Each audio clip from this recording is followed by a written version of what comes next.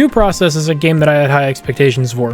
However, this was a massive mistake when I realized that not only is it not worth the money, but it's also basically Pixel Gun 3D and Rainbow Six Siege had a retarded bipolar child. Now, I'm not saying the game is bad on paper. On paper, it sounds like an awesome game, but when you actually join a game, you realize it's far from complete. I tried to return it, but I spent a whole 2 hours trying to record it. Turns out you can't use Streamlabs to record it because it uses more RAM than Apex Legends. Now, I'm going to put that into perspective for you.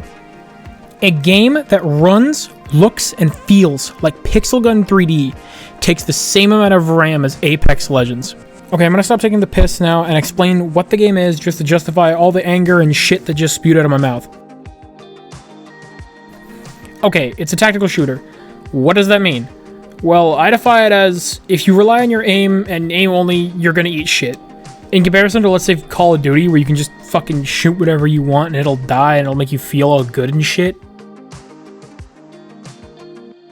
Alright, so now that all that's out of the way, I'm gonna explain to you everything that was not in the tutorial of this game. Let's see how fast I can do this. In an average match, there are 2 teams of 5, one team attacking, one team defending. The attackers have 2 minutes and 30 seconds to defuse a bomb or they will lose the round. The defenders have to stop the attackers from defusing. If either team wins a round, they get a point added to their score. First to 4 points wins. At the beginning of a round, there is a planning phase where players can take guns from a rack and from, a couple guns to 50 guns. These guns do not respawn after use, so we use them wisely. The final and biggest selling point that there is with this game is that there are 3 maps with a completely random configuration. There is no map knowledge and no game sense.